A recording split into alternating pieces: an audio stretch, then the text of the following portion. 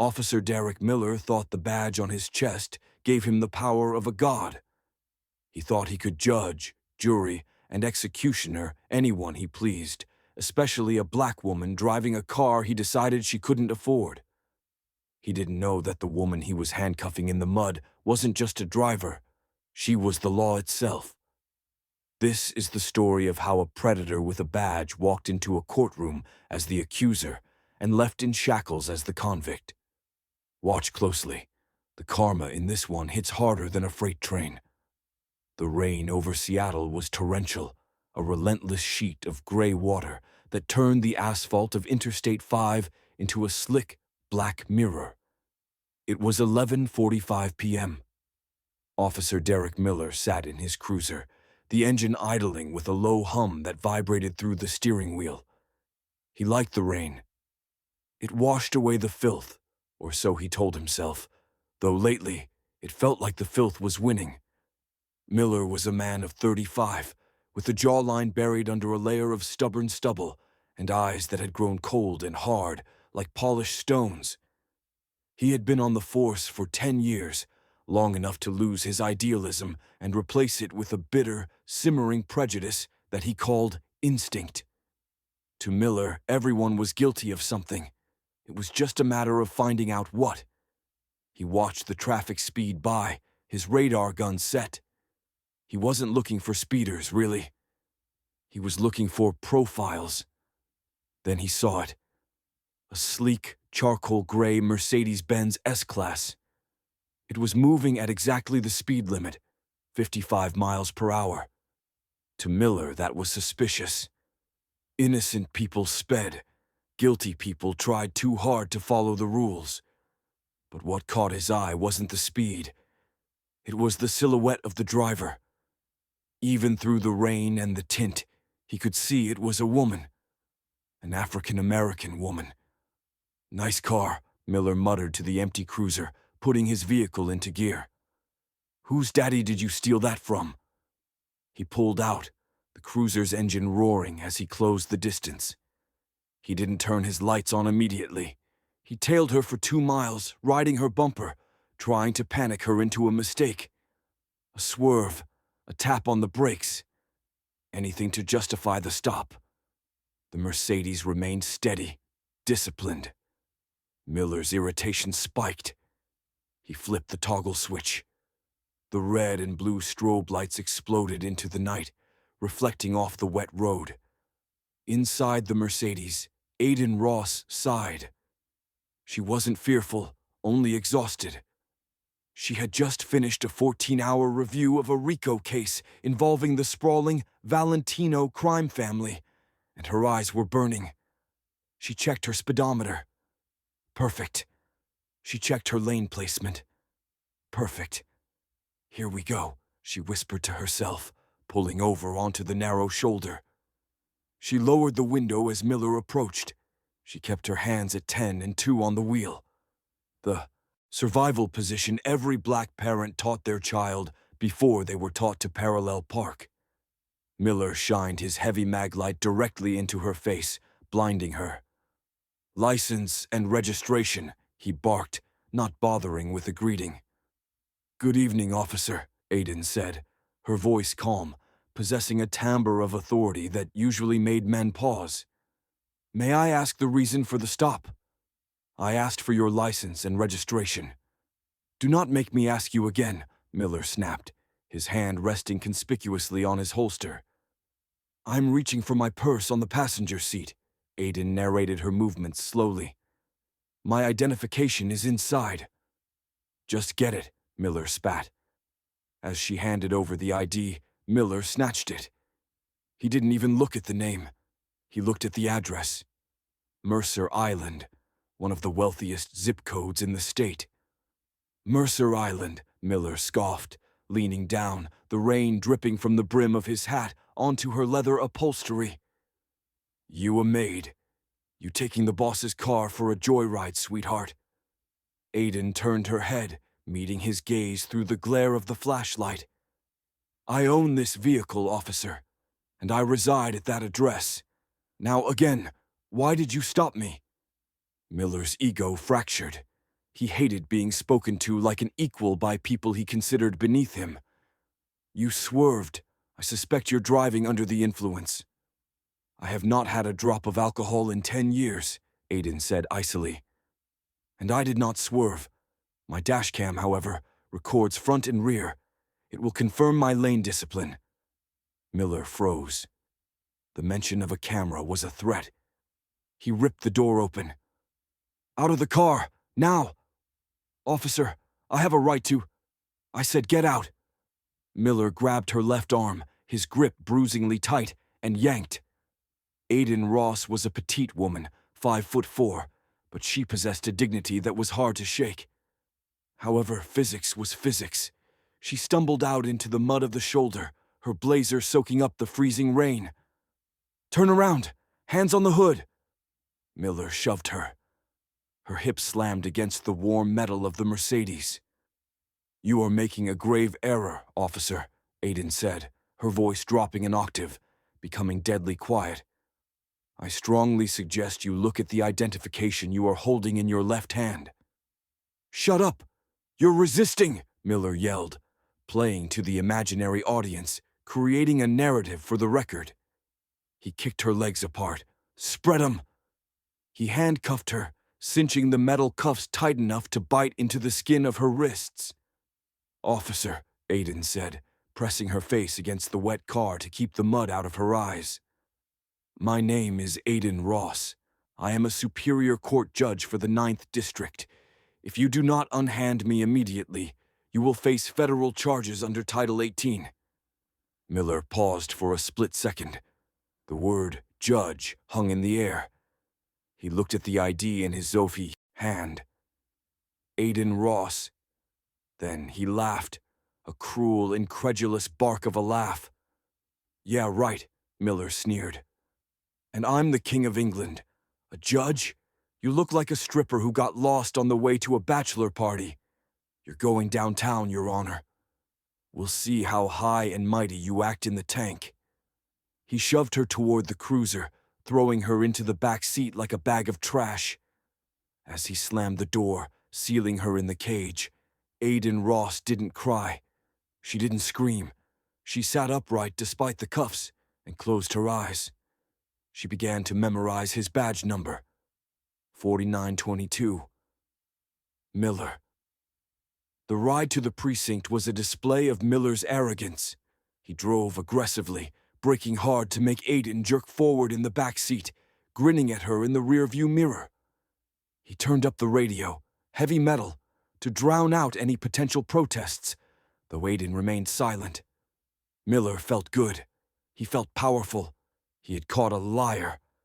Impersonating a judge. That was a felony. He was going to bury her. They arrived at the 4th precinct, a building that smelled of stale coffee, floor wax, and misery. Miller hauled Aiden out of the car, parading her through the back entrance. "What you got, Miller?" asked Sergeant O'Malley, the desk sergeant. O'Malley was an old-school cop, 60 years old, counting the days to his pension. He had tired eyes and a gut that strained his buttons. "DUI and resisting," Miller announced loudly, dropping Aiden's purse on the counter. "And get this, impersonating a public official. She claims she's a judge." Miller laughed, looking around for validation from the other officers in the booking area. A few chuckled, but O'Malley didn't.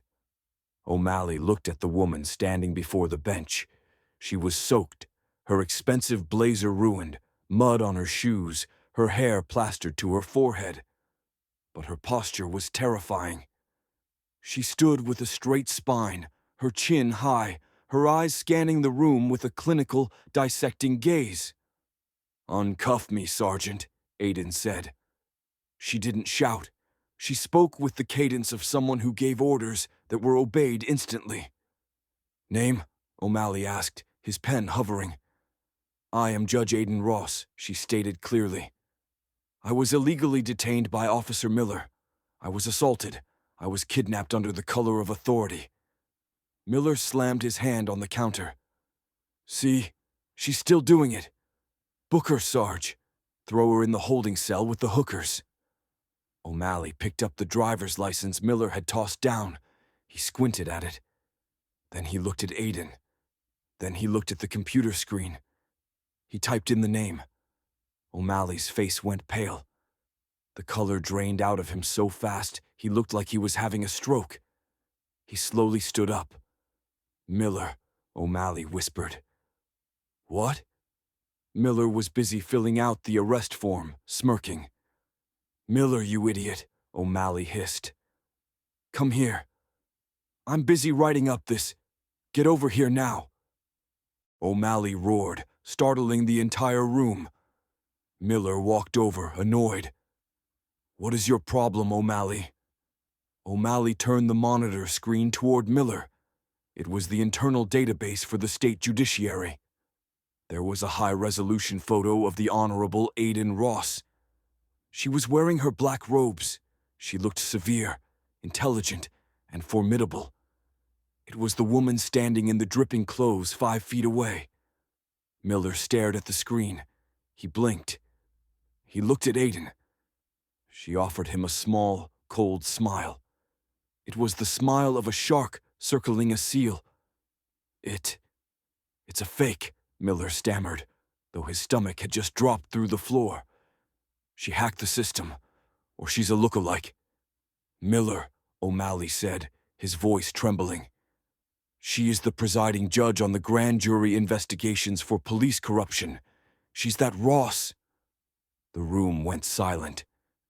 Every cop stopped what they were doing. The typewriter stopped clacking. The radio seemed to dim. "Uncuff her," O'Malley ordered, rushing around the desk. "Now! Miller, give me the keys." "No," Miller said, panic turning into defensive aggression. "I smelled alcohol. She resisted. I don't care who she is. Nobody is above the law." "You are about to be under it, Officer Miller," Aiden spoke. "If you do not remove these restraints in the next 5 seconds, I will add a count of torture to your indictment, citing the circulation damage to my wrists." O'Malley snatched the keys from Miller's belt and unlocked the cuffs. Aiden rubbed her wrists. They were bleeding, raw red circles against her dark skin. "I want a phone," Aiden said. "I am calling District Attorney Marcus Thorne, and then I am calling your captain." "Ma'am, Your Honor," O'Malley stammered. "I'm so sorry. This is a misunderstanding. Officer Miller is a liability." Aiden cut him off. She turned to Miller. He was standing there, breathing heavy, his face red. He still didn't believe it. He refused to believe he had messed up this badly. "You think you can scare me?" Miller sneered, though his voice wavered. "I followed protocol." "You profiled me," Aiden corrected. "You escalated without cause, and you enjoyed it. I saw it in your eyes, Miller. You liked hurting me." She stepped closer to him, despite being half his size. "Enjoy your badge tonight, Miller. It's the last night you'll ever wear it." Miller scoffed, turning away. "I got the union. I got rights." "We'll see," Aiden said. The next morning, the sun broke through the clouds, but the atmosphere inside the Criminal Justice Center was heavy with impending doom. District Attorney Marcus Thorne was a tall man with silver hair and a reputation for being a political shark. He sat in his office, listening to Aiden Ross. She was no longer the muddy victim. She was wearing a crisp navy suit, her wrists bandaged but hidden under her sleeves. "I want him in my courtroom today, Marcus," Aiden said. "Aiden, you can't preside over your own case. That's a conflict of interest," Thorne said gently. "We have to file charges and assign it to a neutral party." "I know the law, Marcus," Aiden replied sharply. "I'm not talking about my case. Not yet." She slid a file folder across his mahogany desk. "Officer Derek Miller is the lead witness in State vs. Henderson today at 10 a.m. It's a drug trafficking case. He's the arresting officer. The entire prosecution relies on his credibility." Thorne opened the file. "Okay." "I am the scheduled judge for State vs. Henderson," Aiden said. Miller doesn't know that. The docket was rotated this morning due to Judge Harrison's illness. I volunteered to take it. Thorne's eyes widened. A slow grin spread across his face. You're going to let him testify? I'm going to let him perjure himself, Aiden corrected. I reviewed Miller's body cam footage from the Henderson arrest. There are discrepancies. He claims he saw the drugs in plain view. The footage shows he opened the trunk before he had probable cause. He lied on the affidavit.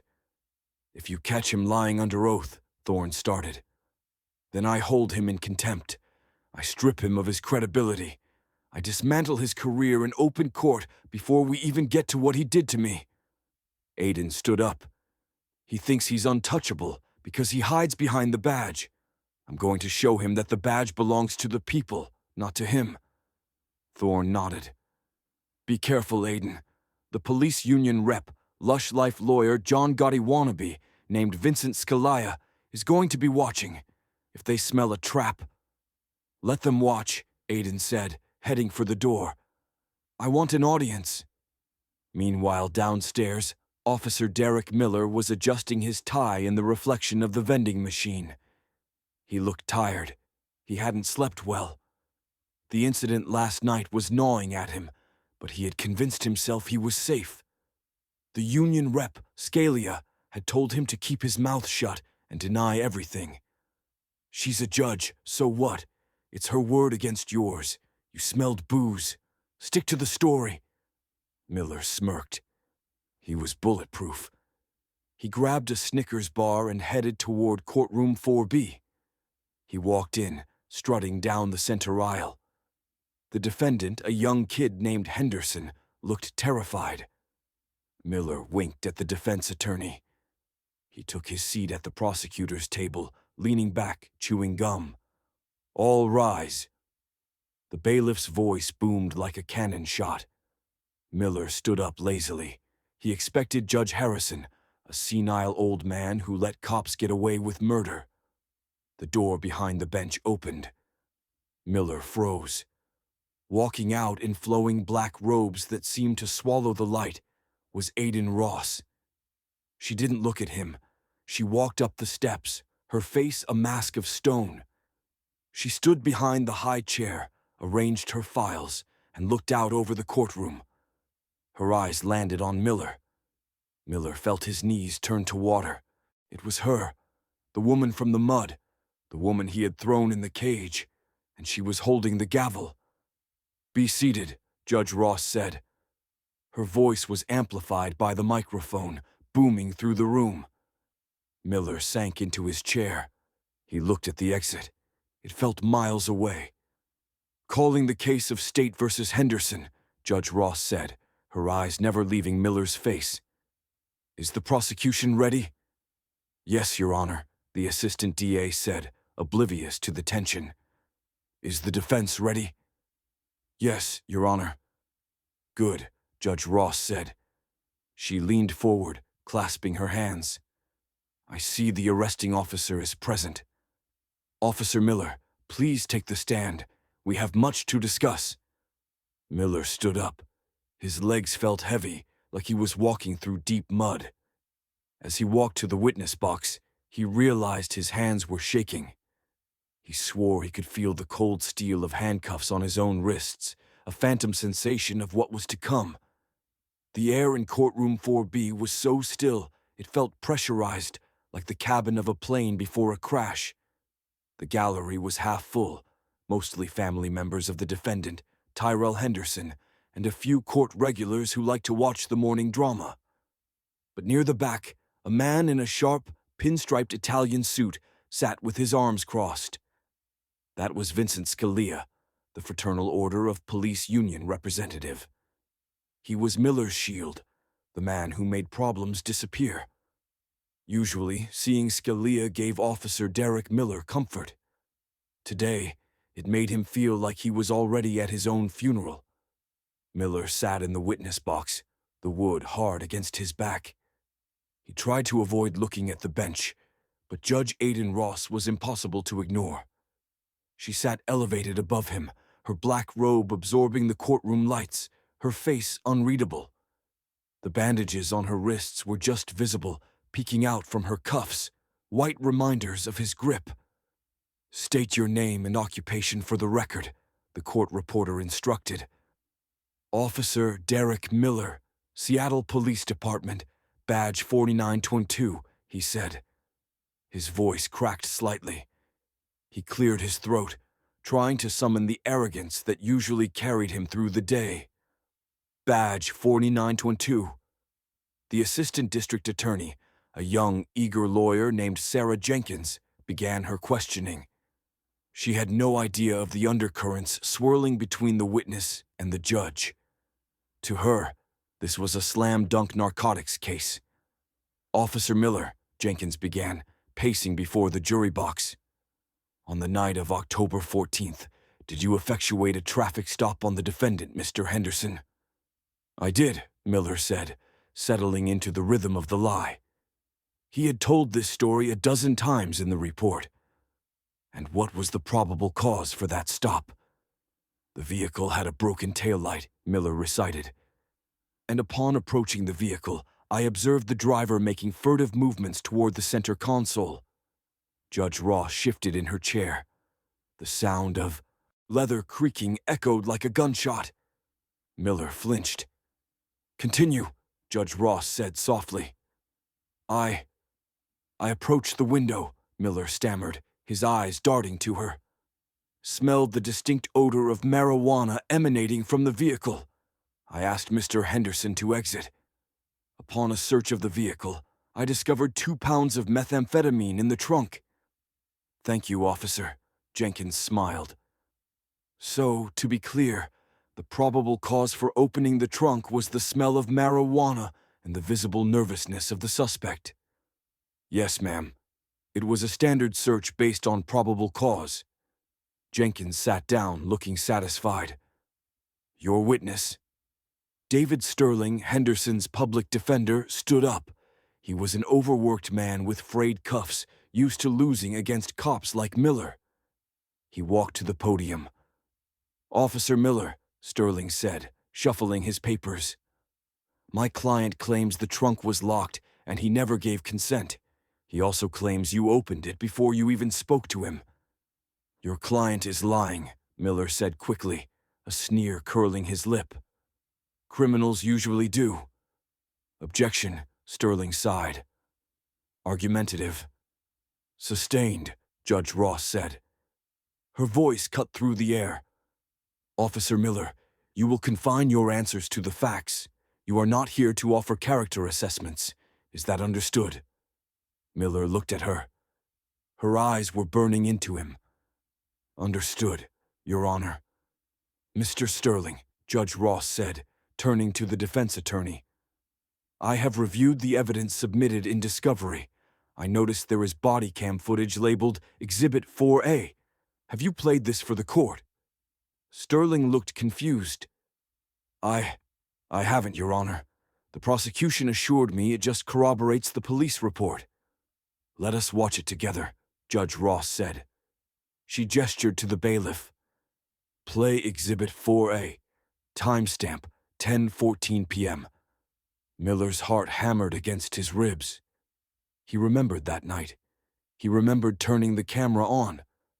But he also remembered muttering things he shouldn't have. The large flat-screen monitor on the wall flickered to life. The shaky, wide-angle footage of a body cam appeared. It showed the rear of Henderson's car. In the video, Miller was walking toward the car, but he wasn't walking to the driver's window. He was walking straight to the trunk. The audio crackled. "Let's see what this thug is hiding," Miller's voice on the recording said. On the screen, Miller's hand popped the trunk lock with a tool before he ever said a word to the driver. The trunk flew open. He rifled through it. Then, after finding the bag, he walked to the driver's window and yelled, "Step out of the car! I smell weed!" The courtroom went silent. The video proved he had searched the car before establishing probable cause. He had conducted an illegal search and then constructed a lie to cover it up. The timeline he just testified to under oath was physically impossible. Judge Ross raised a hand. Pause the video. The image froze on Miller's hand digging through the trunk. Judge Ross turned her chair slowly to face the witness box. Officer Miller. Miller was sweating profusely now. A bead of perspiration rolled down his temple and dripped onto his collar. I can explain. The timestamp might be off. The camera buffers. The timestamp is synced to the GPS satellite network, officer, Judge Ross said, her voice dropping to a terrifyingly calm register. It is accurate to the millisecond. You just testified, under oath, to this jury, that you approached the window, smelled marijuana, and then searched the vehicle. The video clearly shows you breaking into the trunk before making contact with the driver. I must have misremembered the sequence, Miller choked out. It was a chaotic night. Misremembered. Judge Ross leaned forward. Let me remind you of the definition of perjury, officer. It is the willful act of swearing a false oath or of falsifying an affirmation to tell the truth, whether spoken or in writing, concerning matters material to an official proceeding. She picked up a file from her desk. I have your police report here, officer. You wrote the same lie in your affidavit. You signed it. You swore to it. And just now, you looked 12 jurors in the eye and lied again. Judge, I object. Sarah Jenkins, the prosecutor, stood up, looking horrified. I had no idea the footage contradicted the report. I believe you, Ms. Jenkins, Judge Ross said. You relied on the integrity of a sworn officer of the law, a mistake we have all made. She looked back at Miller. He was pale, gripping the railing of the witness box. Officer Miller, Judge Ross said, the Fourth Amendment protects citizens from unreasonable searches and seizures. It is the bedrock of our liberty. You trampled on it to make an arrest, and then you trampled on the sanctity of this court to cover your tracks. Do you have anything to say before I make my ruling on the admissibility of this evidence? Miller looked at Vincent Scalia in the back. Scalia was shaking his head slowly, his face tight. Shut up, the gesture said. Stop talking. I stand by my report, Miller whispered, doubling down because he had no other place to go. You stand by a lie that is visibly being disproven on a 60-inch screen behind you? Judge Ross asked, an eyebrow raised. It's my word, Miller mumbled. Yes, Judge Ross said, closing the file with a heavy thud. It is your word, and your word, Officer Miller, is worthless. She banged the gavel. The evidence obtained from the vehicle is suppressed as the fruit of the poisonous tree. The search was illegal. Without the evidence, the prosecution has no case. Case State versus Henderson is dismissed with prejudice. Tyrell Henderson, the defendant, gasped. He put his head in his hands and started sobbing. Sterling, his lawyer, looked like he had just won the lottery. Mr. Henderson, you are free to go, Judge Ross said. Miller stood up, to leave, his face burning with humiliation. He had to get out of there. He had to get to Scalia and figure out how to spin this. Officer Miller, Judge Ross's voice cracked like a whip. Sit down. I did not dismiss you. Miller froze. The case is over. I'm leaving. You are in my courtroom, sir, Judge Ross said. And you are currently under scrutiny for perjury. If you take one more step toward that door, I will have the bailiff tackle you. Sit down. Miller slowly sank back into the chair. He felt like a trapped animal. We are done with the Henderson matter, Judge Ross said, her eyes darkening.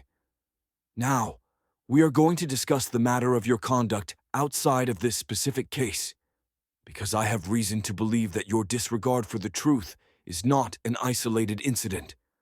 I have reason to believe it is a pattern, a violent, predatory pattern. She reached under her bench and pulled out a small silver flash drive. She held it up for the court to see. Tell me, Officer Miller, she said, her voice soft but carrying to the back of the room. Do you remember who you pulled over last night on Interstate 5 during the rainstorm. Miller's blood ran cold. He stopped breathing. The silence in the courtroom was absolute. Even the air conditioning seemed to hold its breath. Vincent Scalia, the union rep, sensed the shift. He stood up abruptly. "Your Honor," Scalia boomed, his voice polished by years of spinning narratives for the press. "I am Vincent Scalia, counsel for the Fraternal Order of Police. Officer Miller is not on trial here. The case has been dismissed. Any further questioning regarding unrelated events is a violation of his rights and due process. I am advising my client to exercise his Fifth Amendment right and leave this courtroom immediately."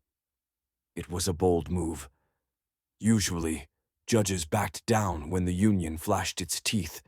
They didn't want the political heat. Judge Ross didn't blink. She turned her gaze slowly from Miller to Scalia. "Mr. Scalia," she said, her voice dangerously pleasant. "You have no standing in this courtroom. You have not filed a notice of appearance. You are a spectator. Sit down, or I will have you removed." "This is an ambush," Scalia shouted, stepping into the aisle. "You are leveraging your position to—" "Bailiff," Judge Ross snapped. "Remove Mr. Scalia from the gallery. If he resists, hold him for contempt." Two large bailiffs moved toward Scalia. The lawyer glared, straightened his jacket, and pointed a finger at the bench. "This will be a complaint with the Judicial Oversight Committee by noon." He turned and marched out, the heavy doors swinging shut behind him. Miller watched him go. His lifeline was gone. He was alone in the box with the predator he had poked. "Now," Judge Ross said, turning back to Miller, "let us address the issue of credibility. Under the law, a judge may inquire into specific instances of conduct that are probative of a witness's character for truthfulness or untruthfulness." She plugged the flash drive into the court computer system. "Last night," Judge Ross began, narrating for the record. At approximately 11:45 p.m., Officer Miller initiated a traffic stop on a charcoal Mercedes-Benz. He claimed the driver swerved. He claimed he smelled alcohol. He claimed the driver resisted arrest. Miller's mouth went dry. He stared at the judge. The realization was fully settling in, cementing itself in his gut. The face, the eyes, the voice. It was her. "Officer Miller," Judge Ross said, locking eyes with him. "Do you recognize the driver of that vehicle?" Miller couldn't speak. He shook his head weakly. "Let me refresh your memory," she said. She tapped the screen. A new video appeared. This wasn't the body cam footage Miller could delete or lose. This was high-definition 4K video from the front and rear dash cams of the Mercedes-Benz S-Class. The audio was crystal clear. The courtroom watched as the Mercedes drove perfectly within the lines. They saw the blue lights flash. They heard the indicator click as the car pulled over safely. Then they heard the voice. Miller's voice. "Whose daddy did you steal that from?" Gasps rippled through the gallery. The court reporter stopped typing for a second, mouth open, before hurriedly catching up. The video continued. Miller was seen shining the light in the woman's face. The woman, Judge Ross, was calm, polite, compliant. "You a maid? You taking the boss's car for a joyride, sweetheart?" On the witness stand, Miller squeezed his eyes shut. He wanted to disappear. He wanted the floor to open up and swallow him whole. Then came the violence. The court watched as Miller ripped the door open. They saw him yank the woman out. They saw her stumble. They heard the sickening thud as he slammed her against the car. "Spread 'em!" Miller screamed on the video. Then the woman's voice, clear and terrified but strong. "My name is Aiden Ross. I am a Superior Court judge for the 9th District." And then the laugh. Miller's cruel, mocking laugh echoed through the courtroom speakers. "Yeah, right. And I'm the King of England. You look like a stripper who got lost." Judge Ross paused the video. The image on the screen was Miller's face, twisted in a hateful snarl, illuminated by the flashing blue lights. Judge Ross stood up. She was no longer just a judge. She was a force of nature. She slowly pulled up the sleeves of her robe. She unbuttoned the cuffs of her blouse underneath. She held her hands up. The gallery craned their necks. Around both her wrists were deep, purple and red bruises, the skin abraded and raw where the handcuffs had been ratcheted too tight. "Officer Miller," Judge Ross said, her voice shaking with suppressed rage. "You arrested me. You assaulted me. You kidnapped me. You falsified a police report claiming the I was drunk. A test I passed with 0.00 blood alcohol content at the station. You claimed I resisted. The video shows I did not." She leaned over the bench. "You looked at my skin color. You looked at my car, and you decided I was a criminal. You decided I didn't belong. You decided you had the power to strip me of my dignity because you had a badge and a gun." Miller looked up. His eyes were red. I didn't know who you were." "That is exactly the point." Judge Ross slammed her hand on the bench, a sound like a thunderclap. "It shouldn't matter who I am. If I were a maid, as you suggested, would I deserve to be thrown in the mud? If I were a stripper, would I deserve to be bruised and mocked? You didn't assault a judge, Miller. You assaulted a citizen. You assaulted a human being. The fact that I am a judge is just the mechanism by which you are finally going to be held accountable." The doors at the back of the courtroom opened again.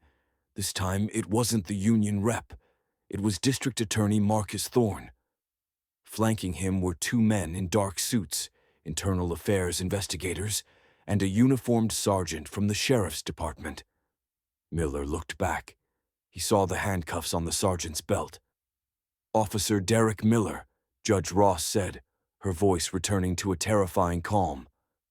"Based on the evidence presented in this court, specifically your perjured testimony regarding the Henderson case, I am holding you in direct criminal contempt of court." She picked up her pen and signed an order. "Furthermore, based on the video evidence of assault, false imprisonment, and deprivation of civil rights under color of law regarding the incident on October 24th, I have signed a warrant for your immediate arrest." Miller stood up, panicking. "You can't do this. This is a conflict. You're the victim." "I am the victim of your crime last night," Judge Ross said. "But today I am the judge who caught you lying under oath in this courtroom. I have the authority to detain you for the perjury committed 5 minutes ago. The rest is just a bonus for the district attorney." She pointed a finger at him. "Bailiff, take the defendant into custody." The bailiff, a large man who had worked with Miller for years, didn't hesitate. He had seen the video. He had heard the racism. He walked up to the witness box. "Turn around, Miller," the bailiff said coldly. "Don't touch me," Miller snarled, backing away. "I'm a cop." "Not anymore," the bailiff said. He grabbed Miller's arm, the same rough way Miller had grabbed Aiden the night before, and spun him around. Click, click. The sound of handcuffs ratcheting shut echoed through the silent room. Miller was shoved forward, stumbling slightly. He looked up at the bench. Aiden Ross looked down at him. There was no triumph in her eyes, only a grim satisfaction. "You like the rain, Mr. Miller?" Judge Ross asked. "I hope so, because where you are going, it's going to be very cold and very dark for a very long time." As the bailiff marched Miller toward the side door leading to the holding cells, the same cells he had thrown so many people into, D.A. Thorne stepped forward. "Your Honor," Thorne said, "the district attorney's office accepts the referral. We will be filing felony charges for perjury, assault in the second degree, and official misconduct by end of business today. We will also be reviewing every single arrest Officer Miller has made in the last 10 years. Miller heard this as he was dragged through the door. His knees buckled. Every arrest, his entire career, his life, it was all unraveling. The door slammed shut, sealing his fate. Judge Ross sat back in her chair. She took a deep breath, her hands trembling slightly now that the adrenaline was fading. She looked at the gallery. The people were staring at her with awe. "Court is in recess," she whispered. But the nightmare wasn't over. Miller was down, but the system that created him was vast, and Vincent Scalia wasn't done fighting. The war had just begun. The holding cell at the King County Jail was a stark contrast to the comfortable interior of a patrol car. Officer Derek Miller sat on a steel bench bolted to the concrete floor. He was no longer wearing his uniform. It had been seized as evidence. He was wearing an orange jumpsuit that smelled of industrial detergent and other men's sweat. He wasn't in general population yet. That would be a death sentence for a cop. But the isolation was psychological torture. 3 days had passed since his arrest in Judge Ross's courtroom. The media firestorm was unprecedented. The video of him assaulting Judge Ross had gone viral, garnering 50 million views in 48 hours. The hashtags Badge4922 and Judge Ross were trending globally. The heavy steel door buzzed and clanked open. Miller jumped up, expecting Vincent Scalia, his union lawyer. He needed a lifeline. He needed to know the union was fixing this, burying the evidence, smearing the judge, the usual playbook. But Scalia didn't walk in.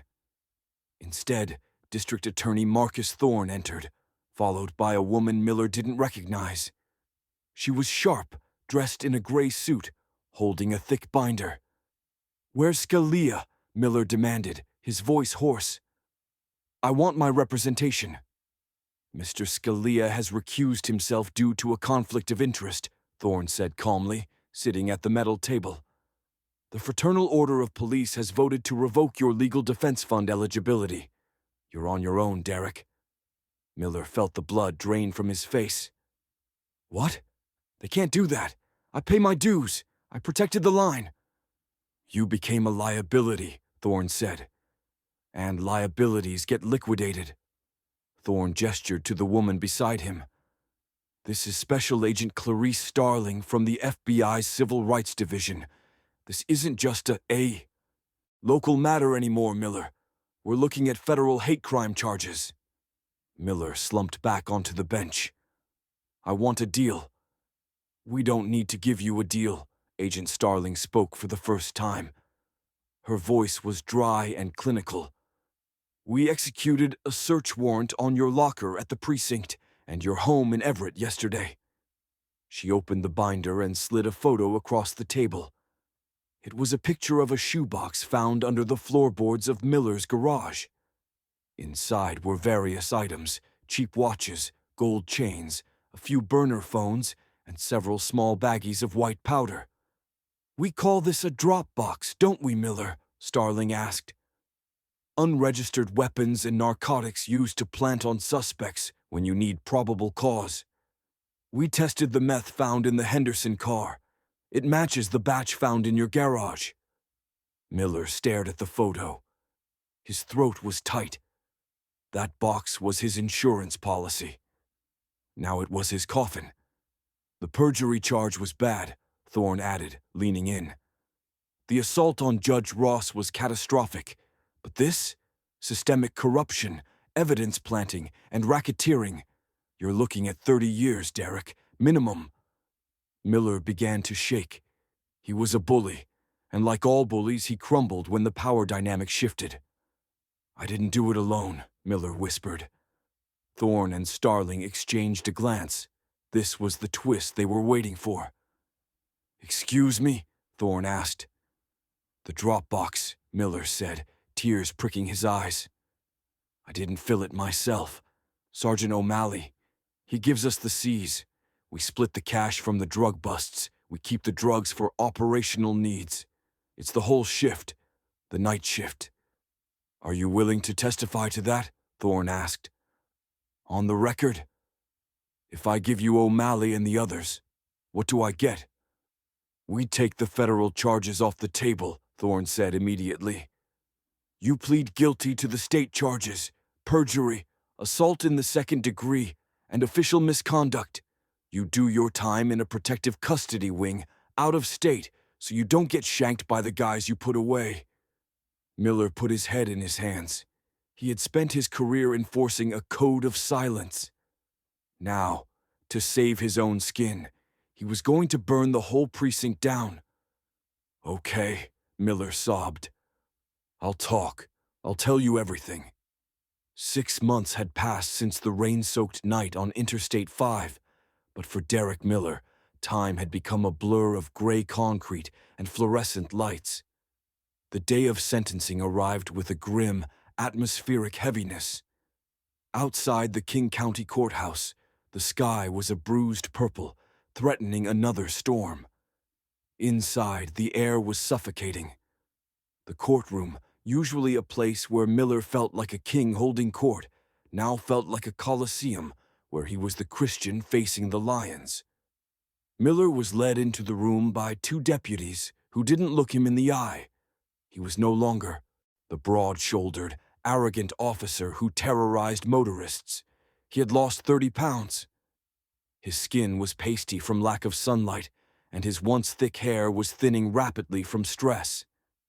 He wore a cheap, ill-fitting suit provided by his public defender, a stark contrast to the crisp, tailored uniform he used to wear like armor. The gallery was packed to capacity. Reporters, civil rights activists, and curious citizens filled every bench. But the most deafening aspect of the room was the empty row directly behind the defense table. Usually when a cop was on trial, the blue wall showed up. Rows of uniformed officers would sit there in silent solidarity. Today, that row was empty. Miller had turned state's evidence against Sergeant O'Malley and the corrupt night shift to save his own skin. To the public, he was a monster. To the police force, he was a rat. He was the loneliest man in Seattle. All rise, the bailiff bellowed. Chief Justice William P. Sterling entered. Sterling was a legend in the state judiciary, 70 years old, with a face carved from granite and a reputation for being merciless toward public corruption. He didn't just interpret the law, he enforced its moral weight. Miller stood, his legs trembling so violently his knees knocked against the table. Judge Aiden Ross sat in the front row of the gallery, directly behind the prosecutor. She was dressed in white, a deliberate choice, symbolizing truth and cleansing. She didn't look angry. She looked immovable. Be seated, Justice Sterling commanded. He opened the file before him, the pages rustling loudly in the silent room. He peered over his spectacles at Miller. Derek Miller, Sterling began, his voice deep and resonating. You have entered guilty pleas to charges of perjury in the first degree, assault in the second degree, and 3 counts of official misconduct. In exchange for your cooperation regarding the corruption at the 4th Precinct, the district attorney has recommended a sentence of 12 years. A murmur of discontent rippled through the gallery. 12 years felt like a slap on the wrist for the terror he had inflicted. However, Sterling raised a hand, silencing the room instantly. I want to be very clear about the role of this court. The district attorney makes recommendations. I make decisions. Miller's head snapped up. His public defender, a nervous man named Mr. Klein, stiffened.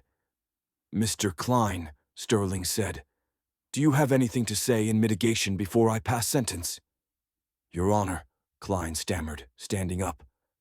Mr. Miller has lost his career, his pension, and his reputation. He has cooperated fully with the state to clean up the precinct. He is a broken man. We ask the court to honor the plea deal. And the victim? Sterling turned his gaze to the gallery. Does Judge Ross wish to speak? Aiden Ross stood up. She didn't walk to the podium. She stood where she was, amidst the people. Your Honor, Aiden said, her voice clear and carrying to the back of the room without a microphone. I am not speaking today as a judge. I am speaking as a woman who was driving home. I am speaking for every person who has seen flashing blue lights in their rearview mirror and felt terror instead of safety. She looked directly at the back of Miller's head. Officer Miller didn't just bruise my wrists or insult my dignity. He tried to gaslight the entire legal system. He stood in a court of law and lied to a jury with the same ease that he breathed. If I had been anyone else, if I had been a nurse, a teacher, or a maid, as he so mocked, I would be in prison right now, and he would be on patrol, looking for his next victim. His cooperation now is not contrition, Your Honor. It is cowardice. He is only sorry because he was caught by someone he couldn't bully. She sat down. The silence that followed was heavy enough to crush bone. Justice Sterling nodded slowly. He turned back to Miller. "Derek Miller, stand up." Miller scrambled to his feet, gripping the table for support. "You treated the badge as a hunting license," Sterling said, his voice rising in volume. "You viewed the citizens of this city not as your employers, but as your prey. You broke the trust that holds civilization together, and then, when caught, you tried to pervert the course of justice to save yourself." Sterling leaned forward, his eyes blazing. "The plea agreement recommends 12 years, but this court finds that insufficient for the magnitude of the betrayal. I am rejecting the concurrent sentencing structure recommended by the state." Miller's breath hitched. "Rejecting? On the count of perjury, I sentence you to 5 years. On the count of assault, 5 years. On the 3 counts of official misconduct, 5 years each." Sterling paused for effect. "These sentences are to be served consecutively, not concurrently." Gasps erupted in the courtroom. Miller did the math in his head, his vision blurring. "That is a total of 25 years in the Washington State Penitentiary," Sterling boomed, slamming the gavel down with a force that sounded like a gunshot. "You will not be eligible for parole for 20 years. You walked into this court a free man, Mr. Miller. You leave it as inmate 8940. Get him out of my sight." Miller's knees gave way. He collapsed into the chair, his mouth opening and closing like a fish on dry land. 25 years. He would be an old man. His life was effectively over. "Bailiffs!" Sterling barked. The deputies moved in fast. There was no professional courtesy this time. They grabbed Miller by the arms, hauling him up.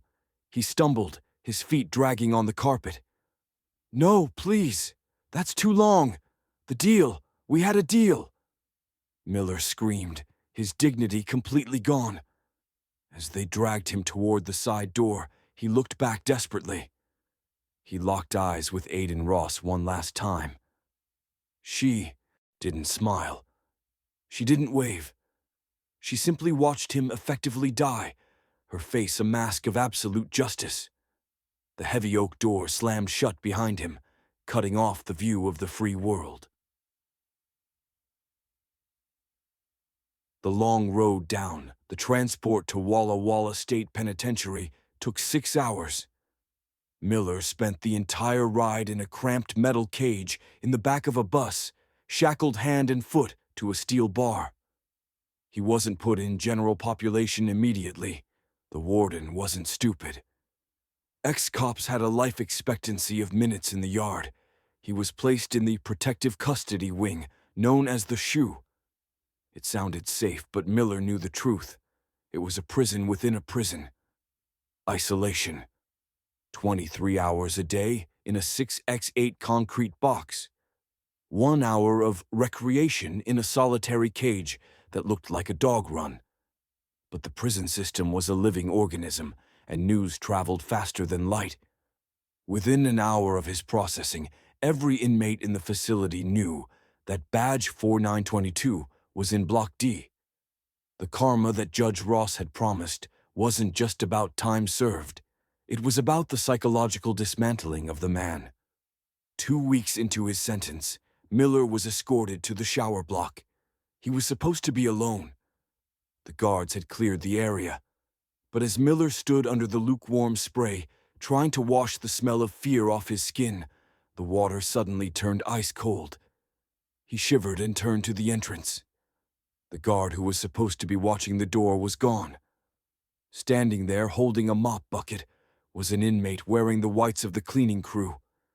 He was a massive man, heavily tattooed, with a scar running down his left cheek. Miller froze. He recognized the scar. 5 years ago, Miller had broken up a domestic dispute. He had pistol-whipped a suspect who was already handcuffed. That suspect was the man standing 10 feet away. His name was Marcus "Tiny" Henderson, the uncle of the boy Miller had tried to frame in the perjury case. Miller backed up against the wet tiles, his heart hammering against his ribs like a trapped bird. "Guard! Guard!" he screamed. Tiny didn't attack. He didn't rush him. He just leaned against the doorframe and smiled. "Scream all you want, officer," Tiny said, his voice echoing in the tiled room. "Shift change. Nobody's coming for 5 minutes." Miller held his hands up, naked and defenseless. "Look, I just did my job. It wasn't personal." "It's always personal," Tiny said, stepping closer. He reached into his pocket. Miller flinched, expecting a shank. He squeezed his eyes shut, waiting for the cold steel. But nothing happened. Miller opened his eyes. Tiny was holding a small bar of soap. He tossed it at Miller's feet. "You dropped this," Tiny said softly. Miller stared at the soap, confused, terrified. "You see, Miller," Tiny whispered, leaning in close enough that Miller could smell the stale tobacco on his breath. "I could kill you right now, but that's too easy. You got 25 years. That's 9,000 days." Tiny smiled, a look of pure predatory malice. "I just wanted you to know that we can get to you. Anytime, anywhere. The guards hate you because you're a rat. The inmates hate you because you're a cop. You're all alone in here. Every time you close your eyes, every time you eat, every time you take a shower, you're going to wonder if today is the day." Tiny turned and walked to the door, pausing before he left. "Enjoy the fear, officer. It's the only friend you got left." Tiny walked out. Miller slid down the wall, curling into a ball on the wet floor. The physical attack never came, but the psychological blow was fatal. He realized with dawning horror that the prison sentence wasn't the punishment. The fear was the punishment. He was a man who had used fear as a weapon his entire adult life. Now, the weapon was turned against him. He was trapped in a concrete box, surrounded by thousands of men who wanted him dead, with 25 years of looking over his shoulder ahead of him. Derek Miller put his face in his hands and let out a guttural sob that echoed off the cold, indifferent tiles. Outside the prison walls, the rain had finally stopped. The clouds broke, and for the first time in weeks, the sun shone down on the highway where a charcoal Mercedes-Benz was driving freely, its driver no longer afraid of the blue lights in the rearview mirror. Justice had been served. Cold, hard, and absolute. And that is the story of Officer Derek Miller, the man who thought his badge made him a king, only to find out it was just a piece of metal. He learned the hard way that when you attack the law attacks back, and it doesn't miss. This story isn't just about one bad cop. It's about the power of standing your ground. Judge Aidan Ross proved that dignity and truth are stronger than intimidation and lies. Miller wanted to break her, but instead, he broke himself against her resolve. It's a reminder that no matter how dark the night is, the truth always shines in the morning light. If this story of justice served gave you chills, or if you believe that nobody should be above the law, please hit that like button.